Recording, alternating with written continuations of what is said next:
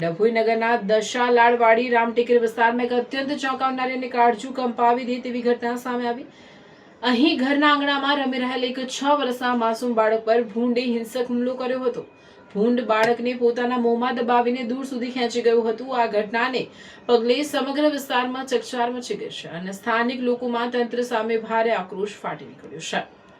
મળતી માહિતી મુજબ રામટેકરી વિસ્તારમાં રહેતું 6 વર્ષનું માસૂમ બાળક મોહમ્મદ જુલાની અખ્તરભાઈ મંસૂરી પોતાના ઘરના આંગણા પાસે હાજર હતું। આ દરમિયાન અચાનક એક હિંસક ભૂંડ ત્યાં ધસી આવ્યો અને માસૂમ બાળક પર તૂટી પડ્યો। ભૂંડ આ વહાલસોયા બાળકને પોતાના મોંમાં પકડીને ઢસડતું ખેંચતું દૂર સુધી લઈ ગયું। બૂમાબૂમ થતા બાળકનો જીવ બચ્યો। બાળકને આ રીતે ભૂંડના મોંમાં કણસતો જોઈને આસપાસના રહીશો તાત્કાલિક દોડી આવ્યા। લોકોએ જોરથી બૂમાબૂમ કરી લાકડીઓ પછાડતા આખરે ભૂંડ બાળકને છોડીને ત્યાંથી ભાગી છૂટ્યો હતો। જો કે આ હુમલામાં માસૂમ મોહમ્મદ જિલાલીને શરીરે અને મોટાના ભાગે ગંભીર ઇજાઓ પહોંચી હતી। લોહી લુહાણ હાલતમાં બાળકને તાત્કાલિક સારવારથી સરકારી દવાખાને ખસેડવામાં આવ્યો છે, જ્યાં તેની સારવાર ચાલી રહી છે।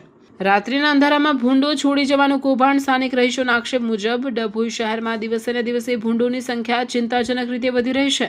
એવું ચર્ચાઈ રહ્યું છે કે કેટલાક અસામાજિક તત્વો રાત્રિના અંધારામાં બહારથી ભૂંડો ભરીને ડભોઈ શહેરમાં છોડી જાય છે। આ કારણે નગરમાં ઠેર ઠેર ભૂંડોના મોટા ઝુંડ જોવા મળે છે, જે હવે નગરજનો માટે જીવનું જોખમ બની ગયા છે।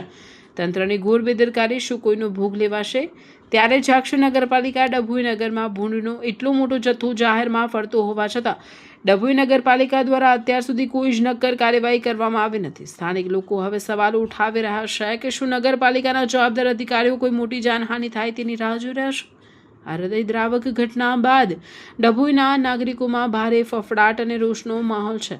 રહીશોએ માંગ કરી છે કે નગરપાલિકાને લાગતા વળગતા ઉચ્ચ અધિકારીઓ તાત્કાલિક એક્શનમાં આવે, નગરમાંથી ભૂંડોનો ત્રાસ નાબૂદ કરે અને રાત્રે ભૂંડો છોડી જનારાઓ સામે કડક કાયદાકીય પગલાં ભરે।